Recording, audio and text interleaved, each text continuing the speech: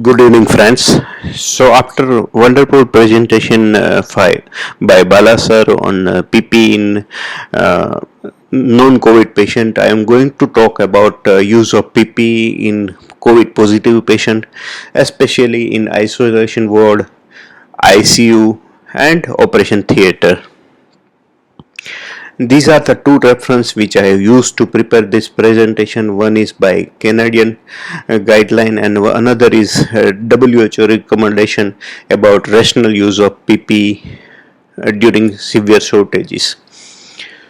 So on 11th of March, WHO declared COVID as pandemic, and since then we are getting daily cases in thousands and lakhs. At present, there are more than 30 lakhs patients who are COVID positive, and more than 2 lakhs patients died because of this illness. Infection rate in healthcare worker is unfortunately very high. This is because of direct exposure of healthcare workers to the COVID patients. So infection rate is high, and even deaths. There are many deaths of unfortunate deaths of healthcare workers during this COVID scenario. So PP is the most important thing to prevent this infection to healthcare worker. Another other layman can get rid of this thing COVID by remaining at home, by taking proper hand hygiene, or by wearing mask. But we need proper PPE because we are directly exposed to the COVID patient. But at the same time, rational use of PPE is important. Looking at demand supply ratio, countries like US, UK, Italy, and other European countries are struggling to get enough PPE for their healthcare workers. So we have to use it rationally to prevent short supply. If I talk a bit about how it happens, infection spread through the mucous membrane by droplet and aerosol containing the virus, and it also spread through the pomade, which stays on the surface of any surface and it can spread. It is a potential source of infection for longer duration. So if you look at the respiratory droplets, there are various types like large infectious droplet. It travels for 1 to 3 feet, but smaller infection droplets which can be spread through coughing or sneezing, they travel up to 3 to 5 feet, and that's why it is advisable to stay away 2 meters from the patients whenever possible. And smaller infection droplet nuclei, they are less than 5 microns, can travel through air, and we don't know whether it is traveling through the air or not. So but we have to take precaution against it also.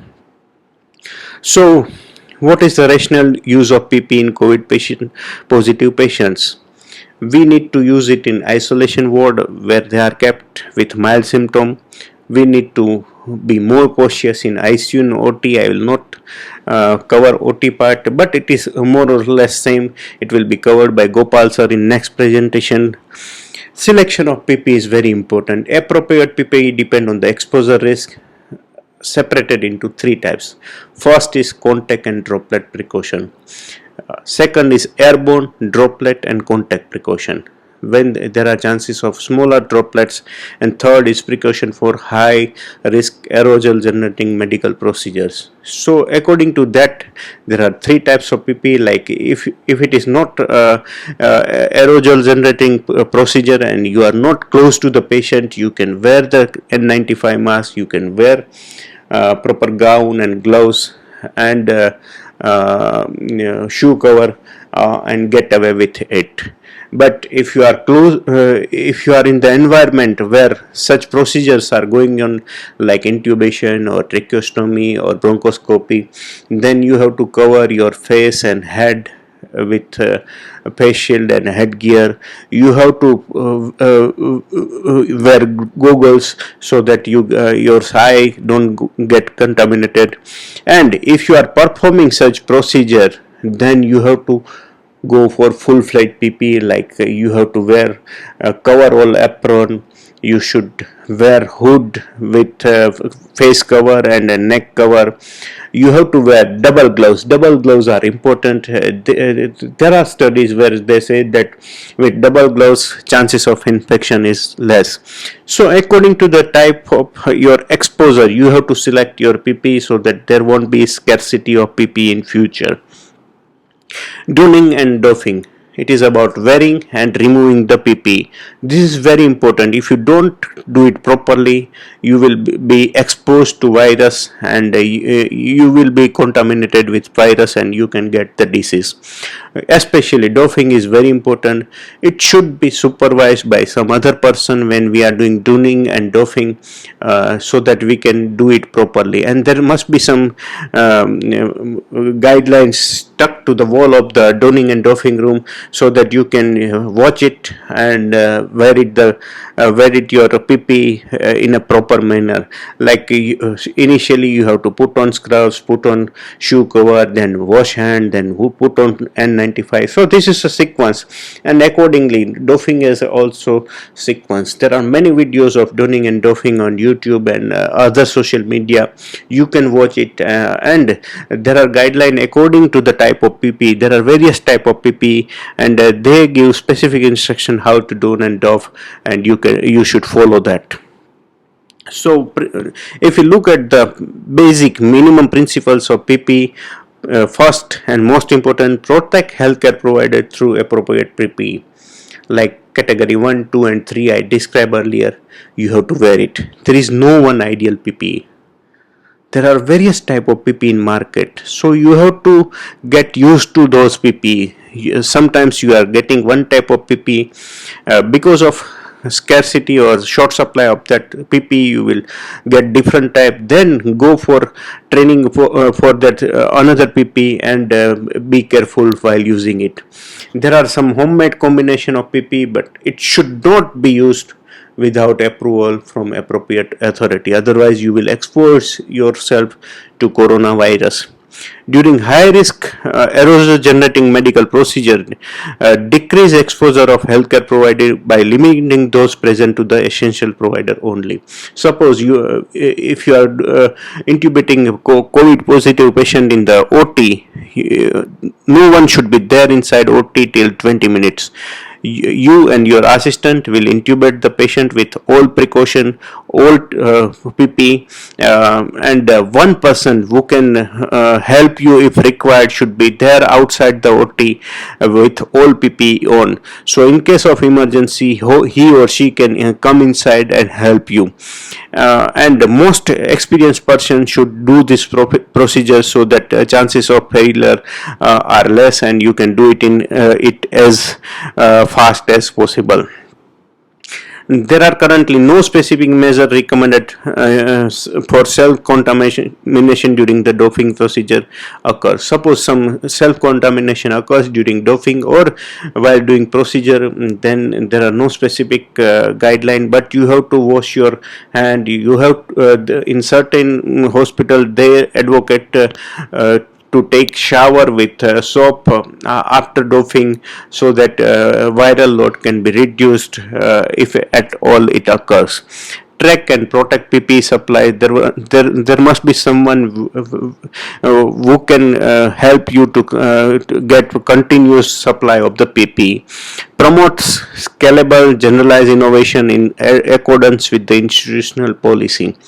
You can have some innovation, but be careful.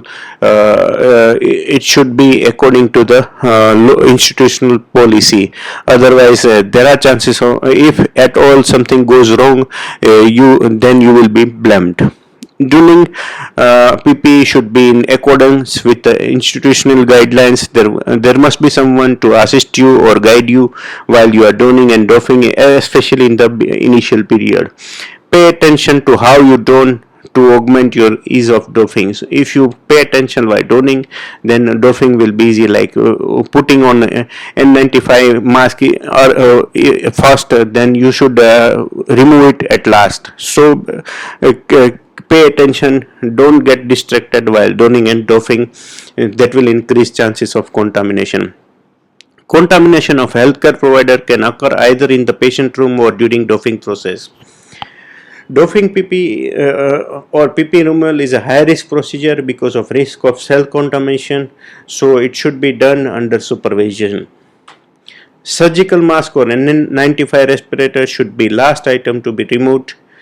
PPE donning and doffing require education and practice, so it should be a continuous process, and hand hygiene performed throughout the donning and doffing process should be done according to the local guideline. So it is very important to maintain hand hygiene while doing it. But there are many unanswered questions. This is how we do use PPE, but we don't know how many cases will be there by end of the May. Recently, a collector from Ahmedabad told that if cases double every 4 days, then there will be 8 lakh cases only in Ahmedabad by end of the May. So we have to be careful. Do we have adequate infrastructure to handle this many patients? Will there be enough supply of PPE? That's why we need to use we need to optimize use of PPE according to WHO guidelines, and this is not my guidelines. This is by WHO, and they tell that there are all chances that there will be scarcity of PPE and you should be careful. So they said that we should minimize PPE in it, use PPE appropriately, and coordinate PPE supply chain so that so that you get proper and adequate PPE. To minimize use of PPE, telemedicine is advocated for mild symptom patient or asymptomatic patient. Keep them at home and keep in contact with them daily with telephonic talk or video call, so that you are not exposed to those patients and you can prevent use of PPE. No elective surgery. This is very important for all of anesthetists. Elective surgery should be postponed till COVID goes down, because you are exposing yourselves and your patient to the COVID infection by doing elective surgery. Designate dedicated team for extended use of PPE. There should be a dedicated team of certain members who will do duty in the COVID specific area, so that reduce number of staff, reduce number of PPE. Restrict healthcare member entry to the room and ward. Restrict the entry to the minimum to reduce the usage of PPE. Use minimum PPE if no close contact is done. Like if you are explaining something to the patient, then stay away 2 meters away from the patient. Use minimum PPE like N95 mask and gown and gloves, and you can avoid using complete PPE. Restrict entry of visitors, otherwise you will have to provide PPE to them also. Rational use of PPE is important. Use according to the setting and activity and indication. Choose proper PPE like category 1, 2, 3 according to the type of procedure. Decision making in case of severe shortage. If such things happen, this is the cartoon by Ganesh Chaudhary, and I am thankful to him for this cartoon. Like if press people or politician will start using PPE, then definitely we healthcare person will not have PPE. So we need to go for PPE extended use, reprocessing and reuse, and considering some alternate items. But be careful. Each of these measures carries significant risk and limitation, and thus should be considered only as a last resort. I repeat, it is as a last resort when all other strategy for rational and appropriate use and procurement of PPE have been exhausted. So this should be as last resort, otherwise follow the proper guideline. Extended use of PPE. There are certain risks with it. Extended use of medical mask may increase risk of contamination of mask with COVID-19 virus and pathogen. And wearing the mask for a prolonged period may increase the chance of the healthcare worker touching the mask or having inadvertent under mask touches. If the mask is touched or adjusted, and hygiene must be done. Damage or to the reaction to the face skin occur with prolonged use.